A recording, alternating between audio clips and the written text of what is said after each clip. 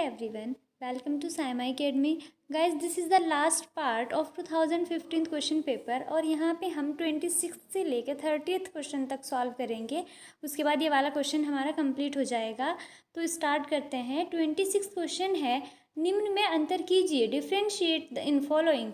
आपको दो इसमें दे रखे हैं। फर्स्ट है oxidation and reduction, that means उपचयन एंड अपचयन।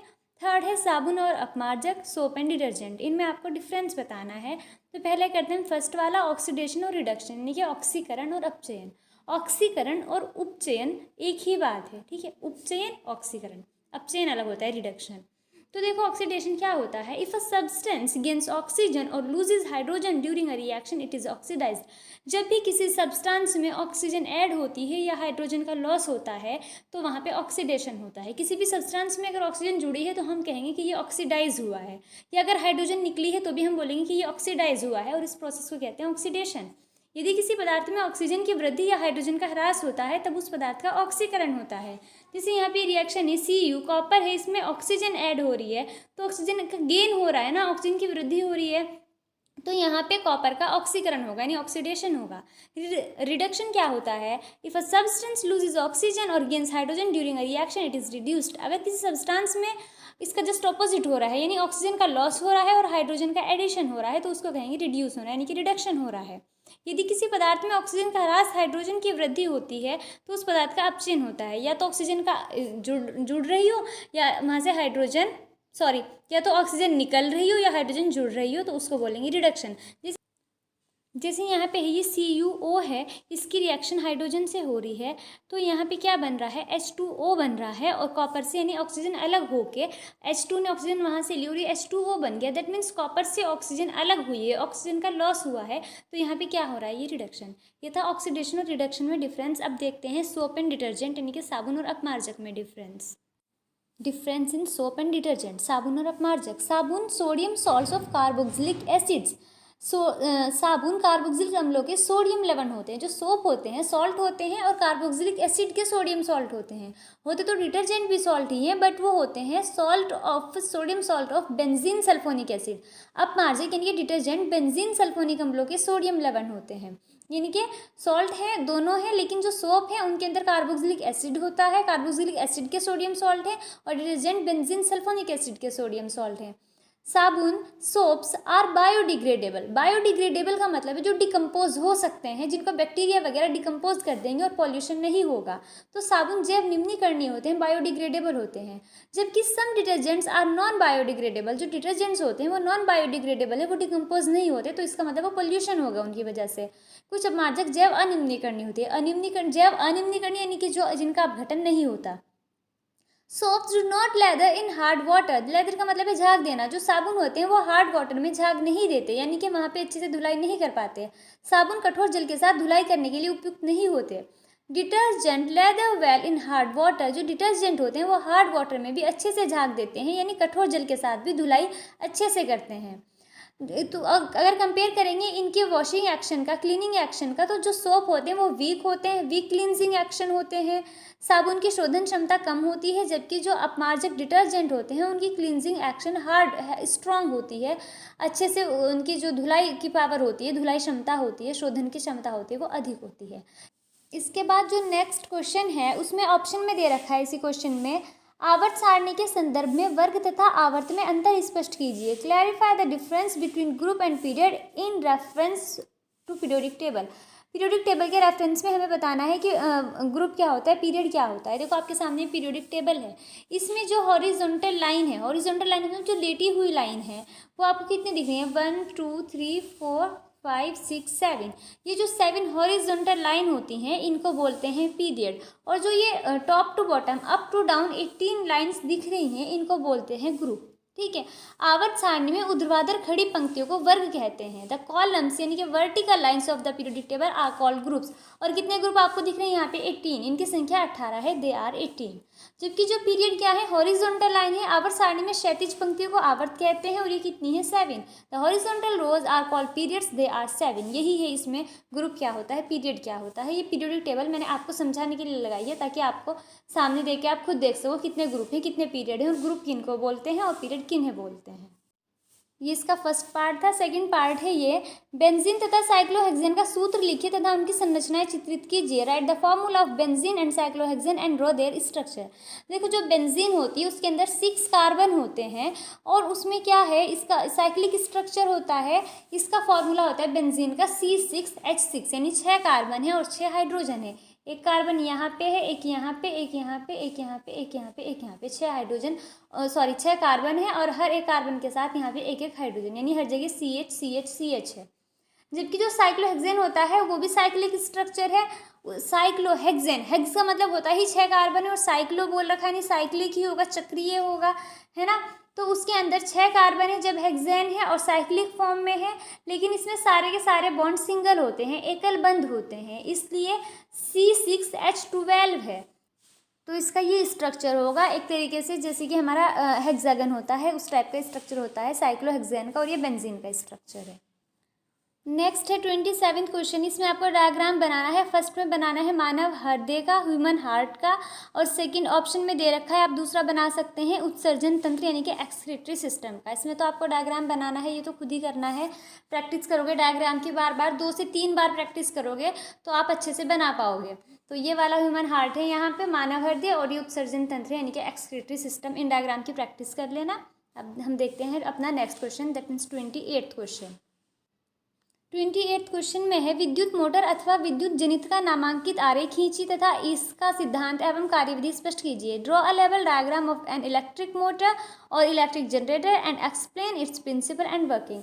कोई सा एक करना है आपको, या तो इलेक्ट्रिक मोटर को बना के उसका वर्किंग और प्रिंसिपल बताओ, सिद्धांत और कार्यविधि, या फिर इलेक्ट्रिक जनरेटर का। तो मैं यहाँ आपको दोनों का बताऊंगी, अगर एग्जाम में आ जाए तो आपको जो इसमें से बेस्ट लगे, जो आपको आता हो, आप वो कर सकते हैं। वैसे जो ये वाला है ना 2022 में जो बच्चे इस साल एग्ज़ाम दे रहे हैं उनके पास जनरेटर नहीं है, जनरेटर वाला पार्ट उनके पास नहीं आएगा। तो अब देखो पहले हम विद्युत मोटर का देखते हैं। इलेक्ट्रिक मोटर, विद्युत मोटर क्या है? ये एक ऐसी युक्ति है जो विद्युत ऊर्जा को यांत्रिक ऊर्जा में बदलती है। Electric motor is a machine that converts electrical energy to mechanical energy. देखो क्या होता है, मोटर होती है हमारी मशीनों में, और मशीन क्या करती है, मैकेनिकल वर्क करती हैं, बिजली से चलने वाली मशीन, यानी उनके अंदर इलेक्ट्रिक मोटर है और वो इलेक्ट्रिक एनर्जी को मैकेनिकल एनर्जी में चेंज कर रही है ना। तो हमने इसके बारे में इंट्रोडक्शन दे दिया कि होता क्या है। अब सिद्धांत देखिए किस सिद्धांत पे काम करती है। तो क्या है, जब किसी कुंडली को चुंबकीय क्षेत्र में रखकर उसमें धारा प्रवाहित की जाती है तो कुंडली पर एक बल युग्म कार्य करने लगता है। जैसे यहाँ पे ये एक ABCD कुंडली रखी है, ये यहाँ पे साइड में 2 चुंबक रखी हैं, इनके बीच में कुंडली है और यहाँ पे इसको बैटरी से जोड़ा हुआ है। विद्युत धारा प्रवाहित करेंगे तो इस कुंडली पे बल लगेगा जब यहाँ पे से विद्युत प्रवाहित होगी, और उस बल की वजह से कुंडली अपने अक्ष पे घूमने लगती है। तो ये इसी पे वर्क करती है, हमें घुमाना ही तो है मोटर को, है ना।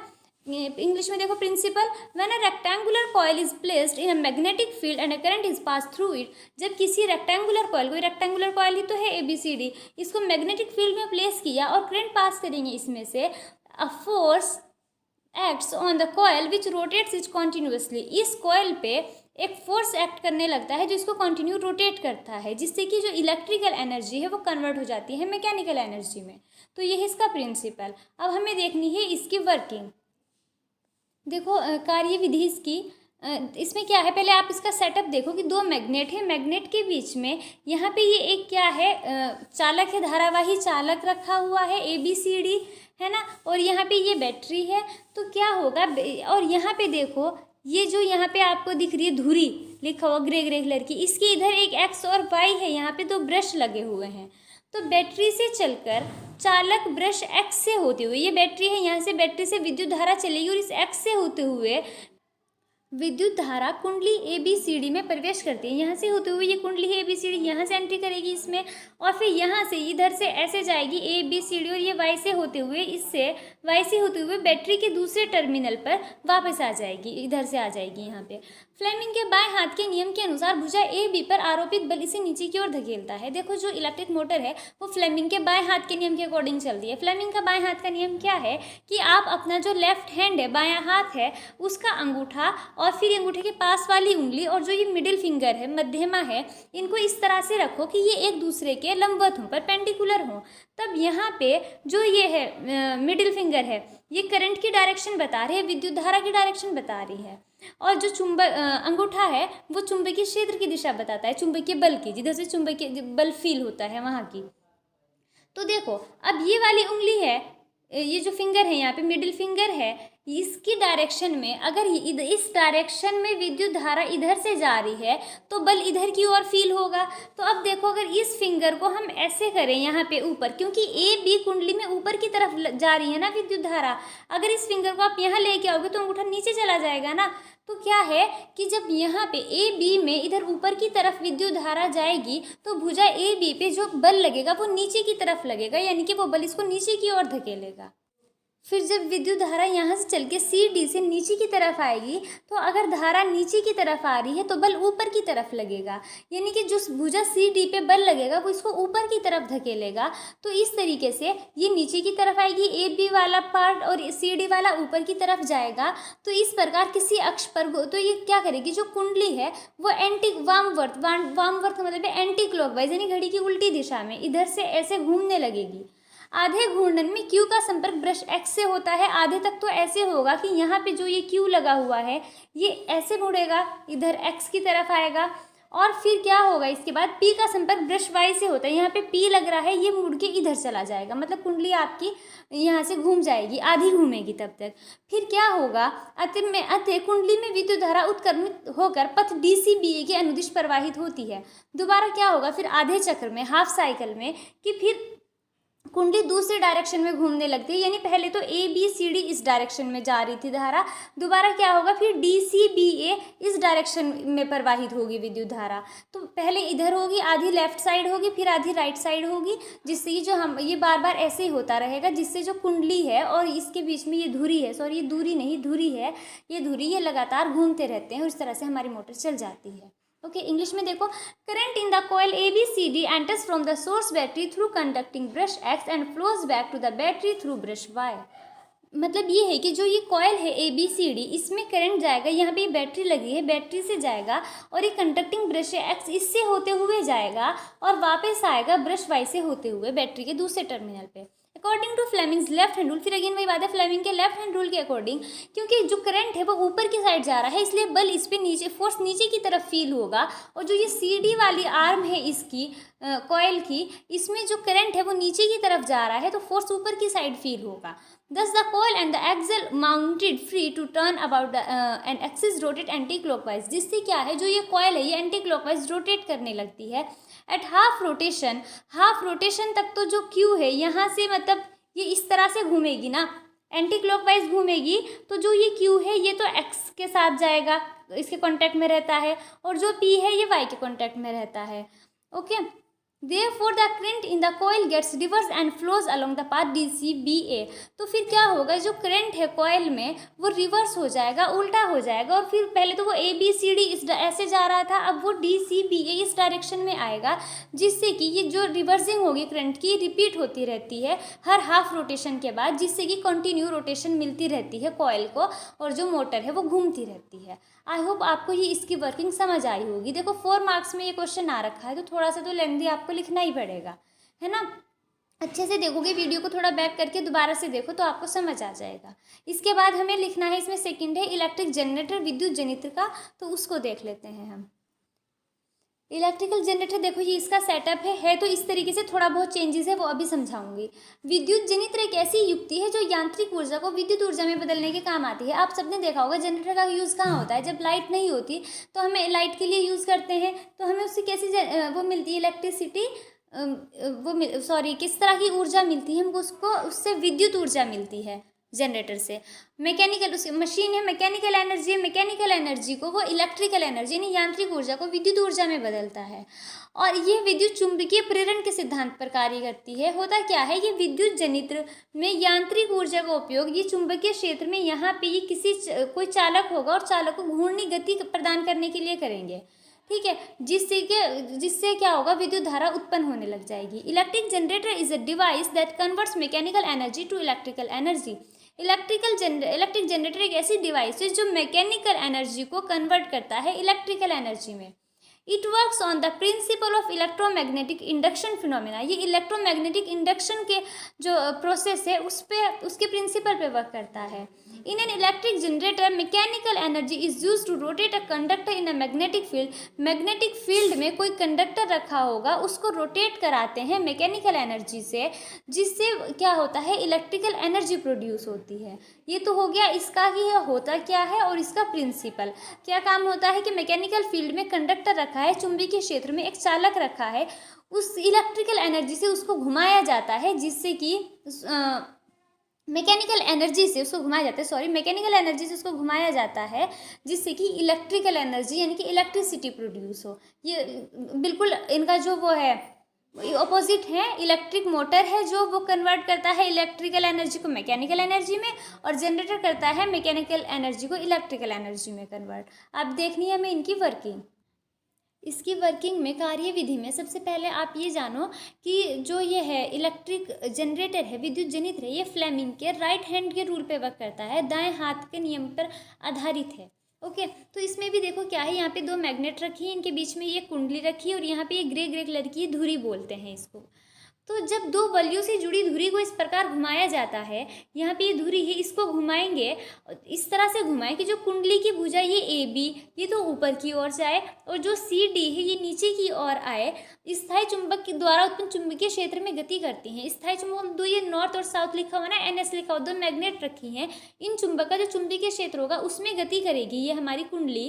तो कुंडली ABCD को दक्षिणावर्त घुमाया जाता है, यानी एंटी क्लॉकवाइज, इधर से ऐसे घुमाया जाता है।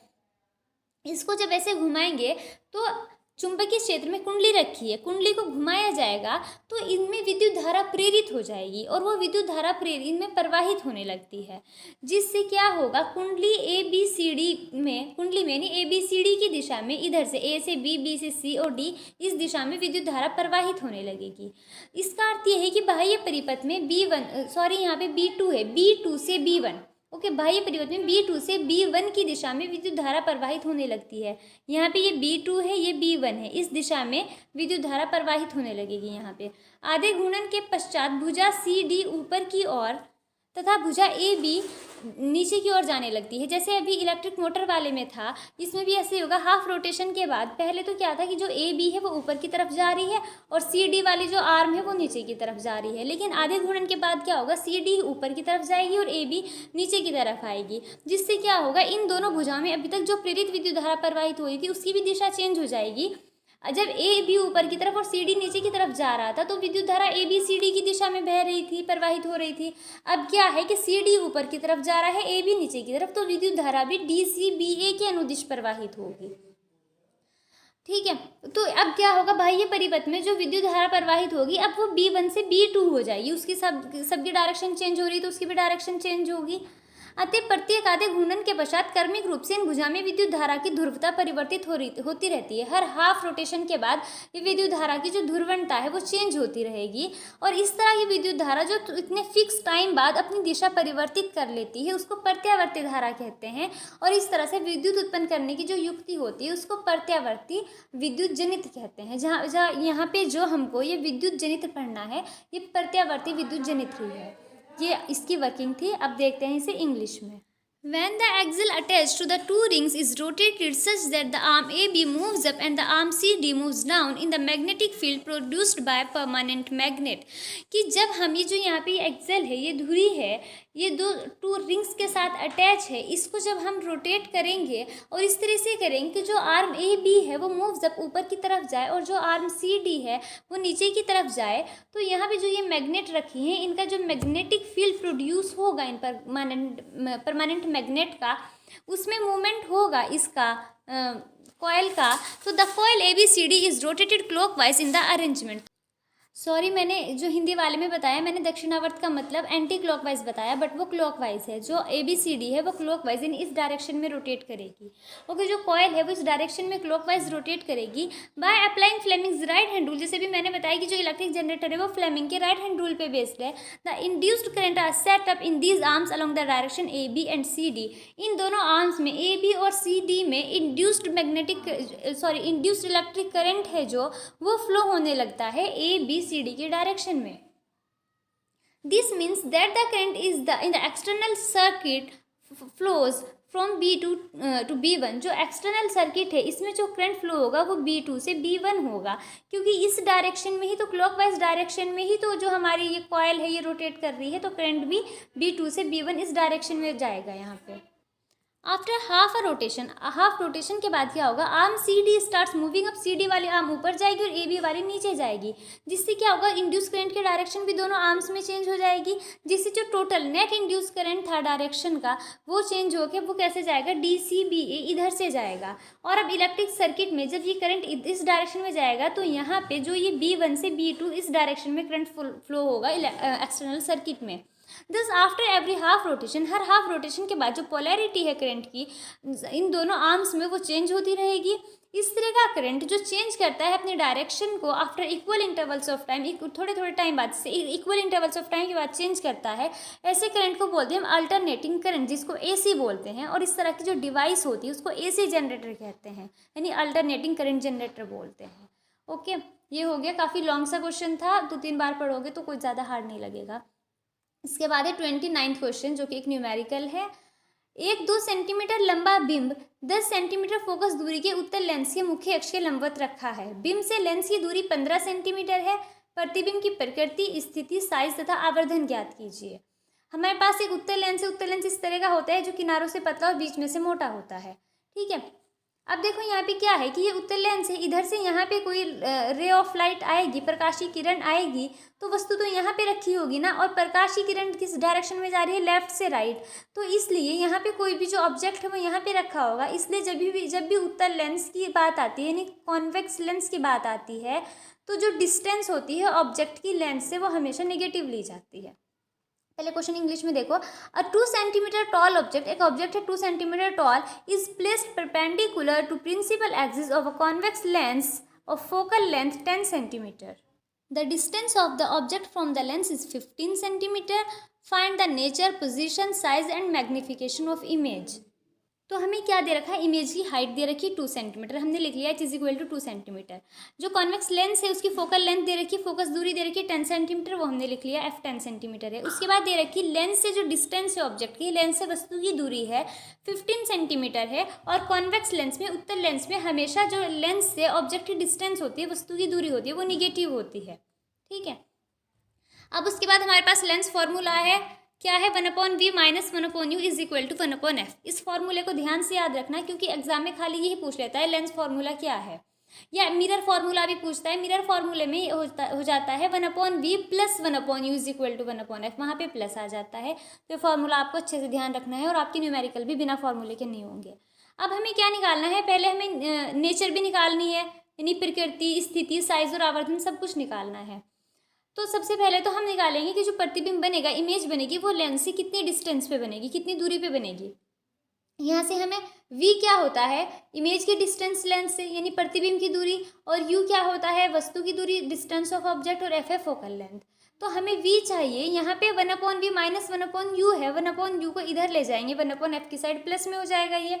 तो फॉर्मूला हमारा बन जाएगा 1/v is equal to 1/f + 1/u। 1/f, that means f क्या है, फोकस दूरी, तो आ जाएगा 1/10 प्लस 1/u। 1/u क्या है, डिस्टेंस ऑफ ऑब्जेक्ट, वस्तु की दूरी लेंस से, तो -15 है। 1/10 प्लस 1/- 15 हो गया। अब ये प्लस और माइनस मिलके क्या हो जाएंगे, plus minus minus, that means अब हमारा बन गया 1/10 - 1/15। अब आप 10 और 15 का LCM लोगे, 30 आएगा। तो अब यहाँ पे क्या होगा, 10 3 × 30, तो 1 3 × 3, ऐसे 15 2 × 30, 1 2 × 2, ये हो गया हमारा 3 - 2/30। 3 - 2/30 दैट मीन्स 1/30। तो 1/v इज इक्वल टू आ गया 1/30। इसका मतलब है जो v है वो 30 सेंटीमीटर है। तो देखो v कितना आया 30 सेंटीमीटर और प्लस का आया, जबकि u क्या था 15 सेंटीमीटर और माइनस का था। दैट मीन्स u और v एक दूसरे के ऑपोजिट है। अगर यहाँ पे इस साइड वस्तु रखी है तो इमेज किधर बनेगी, इस साइड बनेगी, लेंस के पीछे बनेगी, है ना, राइट साइड बनेगी, लेंस की दूसरी तरफ बनेगी। कितनी दूर बनेगी, 30 सेंटीमीटर दूर बनेगी। तो the positive sign of v shows that the image is formed at a distance of 30 centimetre on the other side of the optical center। कि जो पॉजिटिव साइन है v का, उससे हमें ये पता चल रहा है कि जो इमेज बनेगी वो 30 सेंटीमीटर की डिस्टेंस पे बनेगी अदर साइड। और नेचर कैसी है यह भी हम देखेंगे। एक तो इमेज रियल बनेगी क्योंकि लेंस के पीछे की तरफ दूसरी साइड बन रही है, पीछे बनेगी। और उसके बाद है कि जो ये हिंदी में है v का धनात्मक चिन्ह ये दर्शाता है कि प्रतिबिंब लेंस के प्रकाशित केंद्र से दाएं और 30 सेंटीमीटर दूरी पर बनता है। उसके बाद हमें चाहिए उसका आकार भी चाहिए, स्थिति तो पता चल गई, पोजीशन तो पता चल गई कहाँ बनेगा, साइज चाहिए, मैग्नीफिकेशन चाहिए और हाइट भी चाहिए। साइज के लिए हमारे पास फॉर्मूला होता है आवर्धन का m is equal to v/u, और v/u किसके बराबर होता है, h'/h के। h' होता है हाइट ऑफ इमेज और h होता है हाइट ऑफ ऑब्जेक्ट। हमें क्या निकालना है, हाइट ऑफ इमेज निकालनी है, यानी h' निकालना है। हमारे पास v भी है अभी निकाला जो 30 सेंटीमीटर आया, u भी है जो -15 है, और h भी है, क्वेश्चन में दे रखा 2 सेंटीमीटर हाइट है हमारी वस्तु की। तो यहाँ से h' निकालेंगे, इस h को इधर v और u की साइड भेज देंगे, ये फॉर्मूला बन जाएगा h' is equal to h into v/u।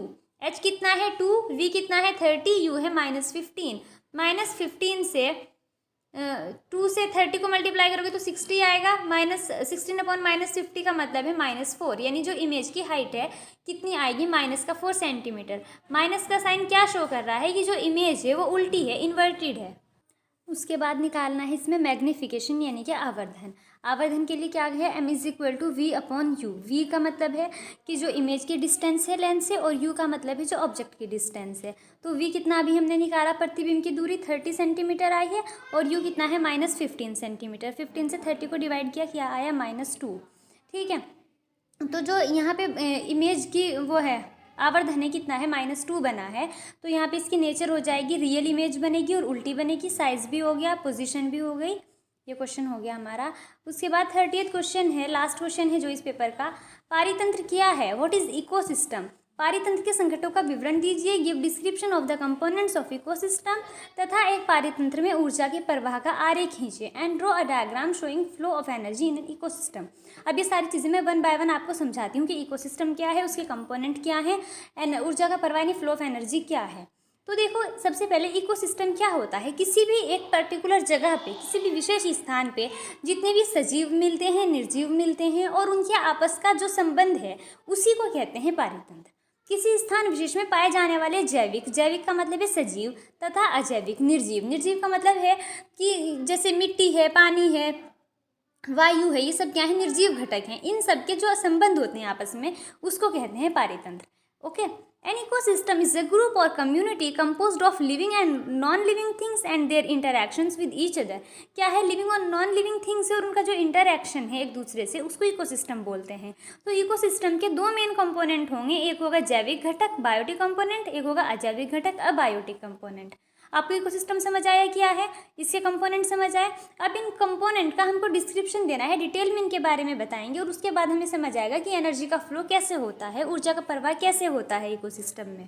तो देखो पहले जैविक घटक बायोटिक कंपोनेंट, जैसे कि नाम से पता चल रहा है बायोटिक है, जैविक है, तो इसमें सारे जीव सजीव आएंगे, है ना। समस्त जंतु एवं पौधे जीव मंडल में जैविक घटक के रूप में पाए जाते हैं। जितने भी प्लांट्स होंगे, एनिमल्स होंगे, बैक्टीरिया वगैरह, सब के सब किस में आएंगे, बायोटिक में आएंगे, जैविक में आएंगे। The living components which are present in the ecosystem are referred to as the biotic component।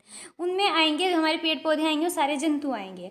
आगे उसके बाद जो ये जैविक घटक है इसको बांटा गया है किस किस में, उत्पादक, उपभोक्ता और अपघटक, इनमें विभाजित कर रखा है।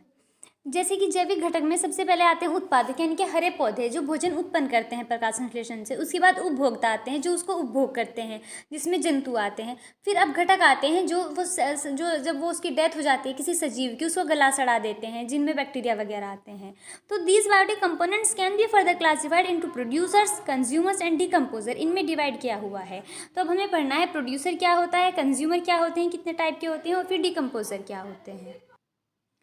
सबसे पहले उत्पादक प्रोड्यूसर, हर एक प्रकाश संश्लेषी पौधे उत्पादक कहलाते हैं, यानी कि जो पौधे प्रकाश संश्लेषण करते हैं उनको उत्पादक कहते हैं, क्योंकि पौधे प्रकाश संश्लेषण करके क्या करते हैं, भोजन उत्पन्न करते हैं, कार्बोहाइड्रेट बनाते हैं। ये आप सबने प्रकाश संश्लेषण की परिभाषा पढ़ी होगी। प्रकाश संश्लेषण की क्रिया में पौधे कार्बन डाइऑक्साइड एवं पानी की सहायता से प्रकाश एवं पर्णहरित की उपस्थिति में ग्लूकोज का निर्माण करते हैं। ये फोटोसिंथेसिस ऐसे होता है। देखो, आप सभी को पता होगा कि जितने भी जीव हैं भोजन के लिए सब डायरेक्टली या इनडायरेक्टली डिपेंड तो प्लांट पे ही है ना। अगर ये है जो मांस खाने वाले हैं, मांस खाने वाले जैसे शेर है, शेर किसको खाता है, शेर हिरन को खाएगा। हिरन क्या खाता है, घास खाता है ना। तो अगर घास नहीं होगा तो हिरन नहीं होगा, क्योंकि हिरन घास खाता है। जब हिरन नहीं होगा तो शेर को अपना भोजन नहीं मिलेगा, है ना। तो सब, अब मनुष्य भी है, मनुष्य क्या खाता है, मांसाहारी भी होते हैं, शाकाहारी भी होते हैं। शाकाहारी खाता है, जो शाकाहारी होते हैं वो सीधे क्या खाते हैं, उनको जो सब्जी फल जो भी खाते हैं सीधे पौधों से मिलते हैं। और जो मांसाहारी होते हैं, मांस भी जंतु क्या खाते हैं, घास खाते हैं। तो एक हम पूरी तरीके से अपने भोजन के लिए किस पे निर्भर हैं, पौधों पे निर्भर हैं। इसीलिए पौधों को उत्पादक कहा गया है। Okay, producers are referred to as plants that can synthesize their own food and energy requirements through photosynthesis in presence of sunlight and chlorophyll। जो प्लांट्स होते हैं वो सनलाइट और क्लोरोफिल की प्रेजेंस में अपना फूड सिंथेसाइज करते हैं, खुद प्रिपेयर करते हैं, ग्लूकोज बनाते हैं, और फिर उसी फूड पे और बाकी सारे ऑर्गेनिज्म होते हैं जो इकोसिस्टम के, वो सर्वाइव करते हैं। इसलिए प्लांट्स को प्रोड्यूसर कहा गया है। उसके बाद ही उपभोक्ता में वो सभी विषम पोषी शामिल है जो अपने भोजन के लिए प्रत्यक्ष या अप्रत्यक्ष रूप से उत्पादकों पर निर्भर होते हैं। जितने भी विषम पोषी हैं, बाकी सब जो पौधे हैं प्रकाश संश्लेषण करने वाले, उनके अलावा जितने भी जीव हैं वो सब विषम पोषी ही कहलाएंगे। उपभोक्ताओं को शाकाहारी, मांसाहारी, सर्वाहारी और परजीवी के रूप में वर्गीकृत किया गया है। शाकाहारी जो सिर्फ शाक सब्जी खाते हैं, मांसाहारी जो सिर्फ मांस खाते हैं, और सर्वाहारी जो दोनों चीज़ें खाते हैं, और परजीवी में आते हैं अपघटक। Okay, consumers, these include all the heterotrophs that directly or indirectly depend on producers for their food। consumers में वो सारे heterotrophs आएंगे जो plants पे डिपेंड है, producers पे डिपेंड है अपने फूड के लिए, चाहे डायरेक्टली या indirectly. consumers are further categorized as herbivores, carnivores, omnivores and parasites। herbivores होते हैं जो प्लांट्स खाते हैं, कार्निवोर्स होते हैं जो मीट खाते हैं, ओमनिवोर्स होते हैं जो दोनों खाते हैं, और पैरासाइट होते हैं जो दूसरे ऑर्गेनिज्म पे डिपेंड रहते हैं, जैसे कि बैक्टीरिया, वायरस और सारे जो माइक्रो ऑर्गेनिजम्स हैं वो आएंगे पैरासाइट्स में। अब जो कंज्यूमर्स होते हैं ये कई तरह के होंगे, इनको हम प्राइमरी, सेकेंडरी और टर्शियरी कंज्यूमर्स बोलेंगे, प्राथमिक, द्वितीयक और तृतीयक उपभोक्ता बोलेंगे इनको। तो सबसे पहले प्रथम श्रेणी के उपभोक्ता यानी कि प्राथमिक उपभोक्ता, जिनको इंग्लिश में प्राइमरी कंज्यूमर्स बोलेंगे। प्राइमरी कंज्यूमर में प्रथम श्रेणी के उपभोक्ता में वो जीव आएंगे जो शाकाहारी होते हैं, यानी जो डायरेक्ट प्लांट खाते हैं और कुछ नहीं खाते, जिसमें जिस तरीके से बकरी है, चूहा, हिरन, खरगोश, ये सब ये शाकाहारी होते हैं। इसके अंतर्गत वे जंतु आते हैं जो अपना भोजन सीधे हरे पौधों से प्राप्त करते हैं। इनके अंदर जो मांस खाने वाले जीव नहीं होते, सिर्फ पौधे खाने वाले जंतु आते हैं इसमें। Primary consumers are animals that eat primary producers, they are also called herbivores. जो प्राइमरी कंज्यूमर्स होते हैं उनको बोलते हैं जो प्राइमरी प्रोड्यूसर्स को खाते हैं, यानी प्लांट्स को खाते हैं, इसलिए उनको प्लांट ईटर्स भी बोलते हैं। तो एग्जाम्पल होंगे प्राइमरी कंज्यूमर्स के rabbit, goat, rat, deer, buffalo, cow, elephant etcetera. तो प्राइमरी कंज्यूमर में, प्राथमिक श्रेणी के उपभोक्ता में वही आएंगे जो सिर्फ और सिर्फ प्लांट खाते हैं और कुछ नहीं खाते। ऐसा कोई भी एनिमल है आप उसको प्राइमरी कंज्यूमर की कैटेगरी में रख सकते हो। जैसे देखो खरगोश है, रैबिट क्या खाता है, सिर्फ ग्रास खाता है, प्लांट्स खाता है। तो रैबिट क्या होगा, प्राइमरी कंज्यूमर होगा, प्रथम श्रेणी का उपभोक्ता होगा। फिर रैबिट को कौन खाता है, लोमड़ी खाती है। तो लोमड़ी रैबिट को खा रही है ना, यानी कि प्राइमरी कंज्यूमर को खा रही है, तो लोमड़ी को कहेंगे, यानी फॉक्स को सेकेंडरी कंज्यूमर कहेंगे। फिर फॉक्स को खाता है लॉयन, तो लॉयन हो जाता है टर्शियरी कंज्यूमर, यानी तृतीय श्रेणी के उपभोक्ता। इस तरीके से होता है। तो क्या आएगा इसमें, द्वितीय श्रेणी के उपभोक्ता में ये मांसाहारी होते हैं जो प्राथमिक उपभोक्ता या शाकाहारी प्राणियों का शिकार करते हैं, क्योंकि प्राथमिक उपभोक्ता शाकाहारी ही तो है, सिर्फ प्लांट्स खाते हैं। जैसे सांप, मेंढक, गिरगिट, छिपकली, लोमड़ी, भेड़िया, बिल्ली, ये सब किस में आते हैं, सेकेंडरी कंज्यूमर्स में आते हैं। Secondary consumers are animals that feed on primary consumers, these are carnivores कहेंगे उनको, क्योंकि क्या है, ये मीट खा रहे हैं ना, तो मीट ईटर्स बोलते हैं, यानी मांसाहारी होते हैं ये। एग्जाम्पल हो जाएंगे snake, frog, lizard, fox, cat वगैरह। फिर टर्शियरी आएंगे जो तृतीय श्रेणी के उपभोक्ता, इसमें कौन आएंगे, जैसे मैंने अभी बताया जो सेकेंडरी कंज्यूमर्स को खाते हैं। जैसे क्या है, खरगोश है, खरगोश प्राइमरी कंज्यूमर है, खरगोश को लोमड़ी खाएगी तो लोमड़ी सेकेंडरी कंज्यूमर है। लोमड़ी को खाने वाला लॉयन है, शेर है, तो वो क्या हो जाएगा, टर्शरी कंज्यूमर हो जाएगा। तो यानी कि जो टर्शरी कंज्यूमर है वो सेकेंडरी कंज्यूमर्स को खाते हैं। इसमें द्वितीय श्रेणी के उपभोक्ताओं को खाने वाले जंतु आते हैं, जैसे सांप मेंढक का शिकार करते हैं, बड़ी मछलियाँ छोटी मछलियों का शिकार करती हैं, मांसाहारी चिड़िया मछलियों का शिकार करती हैं। तो जो तृतीय श्रेणी के उपभोक्ता हैं ये मांसाहारी और शाकाहारी दोनों तरह के होते हैं, इसलिए इनको सर्वभक्षी बोलते हैं। Tertiary consumers, these animals eat secondary consumers such as snake hunt frogs, big fishes hunt small fish, carnivores birds hunt fish, they are both carnivores and herbivores, दोनों तरह के होते हैं, इसलिए उनको वो कार्निवोर्स भी हो सकते हैं, हर्बीवोर्स भी। इस तरह के जो ऑर्गेनिज्म होते हैं उनको ओमनिवोर्स बोलते हैं। ये हो गया कंज्यूमर्स की बात। उसके बाद हमें देखना है, अब ये तो था बायोटिक कंपोनेंट जिसमें जो थे लिविंग ऑर्गेनिज्म आए, सजीव आए। अब हमें देखना है अब बायोटिक कंपोनेंट जिसमें किसी इकोसिस्टम का नॉन लिविंग जो एनवायरनमेंट है यानी कि निर्जीव वातावरण है वो आता है। इसके अंतर्गत निर्जीव वातावरण आता है। निर्जीव वातावरण में क्या आ सकते हैं, अकार्बनिक होते हैं, कार्बनिक होते हैं और भौतिक घटक होते हैं। अकार्बनिक में देखो क्या आता है, देखो अकार्बनिक का मतलब है जो हमें निर्जीव चीज़ों से मिलता है। कोई भी पदार्थ अगर हमें किसी निर्जीव चीज़ों से मिले, जैसे चट्टानों से खनिज मिलते हैं तो वो अकार्बनिक है। जबकि जो कार्बोहाइड्रेट है वो जंतु और पौधों से मिलता है तो कार्बोहाइड्रेट कार्बनिक है। यानी जो सजीवों से, पौधों से, जंतुओं से मिलता है वो कार्बनिक होता है और जो निर्जीव से मिलता है वो अकार्बनिक है। तो अकार्बनिक में क्या आएगा, इसके अंतर्गत पोटेशियम, कैल्शियम, मैग्नीशियम, फास्फोरस, लोहा, सल्फर, इन सब के लवण यानी कि सॉल्ट, जल तथा वायु की गैसें जैसे ऑक्सीजन, कार्बन डाइऑक्साइड, जल आएगा यानी, और वायु के अंदर जो गैस प्रेजेंट है oxygen, carbon dioxide, nitrogen, hydrogen, ammonia, जितनी भी गैसें हैं ये सब आएंगी। कार्बनिक में कौन सा आएगा, कार्बोहाइड्रेट, प्रोटीन और वसा, क्योंकि ये हमें किन से मिलते हैं, जंतु और पौधों के शरीर से मिलते हैं। तो कार्बनिक और अकार्बनिक जो होते हैं इन दोनों से मिलकर ही बनता है निर्जीव वातावरण। एक आता है भौतिक घटक भी, भौतिक घटक में हमारे आ जाएंगे जैसे वायु, प्रकाश, ताप, ये सब आते हैं भौतिक घटक में।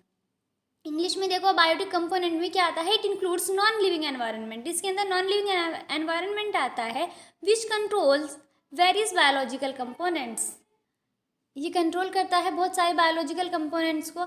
इसका मतलब ये है कि जो बायोलॉजिकल कंपोनेंट्स हैं वो इस नॉन लिविंग एनवायरनमेंट पे यानी अबायोटिक कंपोनेंट पे डिपेंड होते हैं। देखो हम सबको जो ये ऑर्गेनिक, इनऑर्गेनिक मटेरियल है ये भी चाहिए, और जो फिजिकल कंपोनेंट हैं जैसे कि एयर हो गई, सनलाइट हो गई, टेम्परेचर हो गया, ये भी हमारे लिए मस्ट है ना। तो अबायोटिक कंपोनेंट में क्या क्या पार्ट्स आएंगे, इनऑर्गेनिक। इनऑर्गेनिक में आएगा it includes salt of potassium, calcium, magnesium, phosphorus, iron, sulphur etcetera, gases of air like oxygen, carbon dioxide, nitrogen, hydrogen, ये सब। ऑर्गेनिक में आएगा कार्बोहाइड्रेट्स, प्रोटीन, फैट, ये सब। ये कहाँ से मिलते हैं हमें, from the bodies of dead animals and plants. और जो ऑर्गेनिक और इनऑर्गेनिक पार्ट है, ऑर्गेनिक एंड इनऑर्गेनिक पार्ट से मिलकर बनता है हमारा नॉन लिविंग एनवायरनमेंट। उसके बाद आता है इसके अंदर फिजिकल कंपोनेंट। इसके अंदर आएगा क्लाइमेट फैक्टर जैसे कि एयर, लाइट, हीट, इलेक्ट्रिसिटी, ये सब क्या होते हैं, फिजिकल कंपोनेंट होते हैं। तो ये था बायोटिक और अबायोटिक कंपोनेंट। इसके बाद जो बायोटिक कंपोनेंट अभी मैंने कराया उसके अंदर जो टर्शियरी कंज्यूमर के बाद ये आना चाहिए था अपघटक यानी कि डिकम्पोजर। ये स्लाइड गलती से बाद में लग गई तो आप इसको वहाँ पे करना कि जो टर्शियरी कंज्यूमर है उसके बाद आएगा कंज्यूमर। हमने ये पढ़ा था प्रोड्यूसर्स होते हैं, कंज्यूमर्स और फिर डिकम्पोजर, तो उसके बाद आना चाहिए ये। अब घटक क्या होते हैं, ये जीव मंडल के सूक्ष्म जीव हैं जैसे जीवाणु, उत्पादक तथा उपभोक्ताओं के मर्त शरीर को संगठित कर देते हैं। जो बैक्टीरिया होते हैं वो क्या करते हैं, प्रोड्यूसर यानी कि जो हमारे प्लांट्स होते हैं उत्पादक, और उपभोक्ता यानी कंज्यूमर, उनकी जो बॉडी होती है उसको डिकम्पोज कर देते हैं, इसलिए इनको डिकम्पोजर यानी अपघटक कहते हैं। These are microorganisms of biosphere that get energy by breaking down dead plants and animals. Example bacteria. Bacteria जैसे माइक्रो ऑर्गेनिज्म होते हैं जो डेड ऑर्गेनिजम्स होते हैं उनकी बॉडी से उनको अपने एनर्जी मिलती है, फूड मिलता है। अब हमें बताना है फ्लो ऑफ एनर्जी कैसे होती है इकोसिस्टम में एनर्जी का फ्लो। देखो क्या होता है, सबसे पहले जो प्लांट है वो सनलाइट की प्रेजेंस में अपना फूड प्रिपेयर करता है, फोटोसिंथेसिस की हेल्प से प्रकाश संश्लेषण करता है। उसके बाद प्लांट्स अपना यानी कि फूड प्रिपेयर करेगा। प्लांट्स को कौन खाते हैं, प्राइमरी कंज्यूमर खाते हैं। इसका मतलब प्लांट्स के पास एनर्जी कहाँ से आई थी, सनलाइट से। देखो जो हमारा अल्टीमेट सोर्स है एनर्जी का वो सन ही है, सन से ही सबको एनर्जी मिल रही है। तो सन से हम ह्यूमंस डायरेक्ट तो एनर्जी नहीं लेते ना, सन से एनर्जी को यूज़ करके प्लांट्स ने फूड प्रिपेयर किया। उन प्लांट से एनर्जी ली प्राइमरी कंज्यूमर ने, जैसे अभी हमने देखा। फिर प्राइमरी कंज्यूमर को सेकेंडरी कंज्यूमर खाते हैं, यानी प्राइमरी कंज्यूमर से वो एनर्जी ट्रांसफर हो गई सेकेंडरी कंज्यूमर यानी द्वितीयक उपभोक्ता में। द्वितीयक उपभोक्ता के बाद वो एनर्जी उसको खाते हैं, सेकेंडरी कंज्यूमर को टर्शियरी कंज्यूमर्स खाते हैं, तो एनर्जी टर्शियरी कंज्यूमर्स यानी तृतीयक उपभोक्ता के पास जाएगी। अब जो ये प्रोड्यूसर हैं, primary consumer, secondary consumer, tertiary consumer, इन सब की डेथ भी होती है। फिर डेथ के बाद इनके जो डेड रिमेन्स होते हैं उन पे कौन फीड करता है? डिकम्पोजर यानी अपघटक। तो क्या है कि जो इन सब के मर्त अवशेष होते हैं उन पे अपघटक उनसे अपना भोजन प्राप्त करते हैं और अपघटक उनका अपघटन कर देते हैं। अपघटन करने के बाद उनके शरीर के अंदर जो भी वो होते हैं, न्यूट्रिएंट्स होते हैं, उन सबको वो मिट्टी में मिला देते हैं वापस से। तो उससे क्या मिलता है? जब डिकम्पोज हो जाते हैं वो इनऑर्गेनिक रॉ मटेरियल यानी अकार्बनिक कच्चे पदार्थ, वो फिर से जाके अकार्बनिक कच्चे पदार्थ उन सब का प्लांट फिर से यूज़ करके सनलाइट की प्रेजेंस में फिर से एनर्जी प्रोड्यूस करते हैं, अपना फूड बनाते हैं। इस तरीके से एनर्जी का फ्लो किसी इकोसिस्टम में होता रहता है। सन से प्लांट्स में जाता है, नहीं प्रोड्यूसर में, उत्पादक में, वहाँ से प्राइमरी कंज्यूमर में, प्राइमरी कंज्यूमर से सेकेंडरी कंज्यूमर में, सेकेंडरी से टर्शियरी में। और जब इन सब की डेथ हो जाती है तो इनके जो मर्त अवशेष होते हैं उनको अपघटित कर देते हैं, उनसे रॉ मटेरियल कच्चे पदार्थ आते हैं जो फिर वापस से प्लांट उनको यूज़ करके फिर से इस तरह से ये चलता रहता है साइकिल। ये है ऊर्जा का प्रवाह, फ्लो ऑफ एनर्जी। तो यहाँ पर ये पेपर कंप्लीट हो गया। आई होप आपको ये सब अच्छे से समझ आया हो।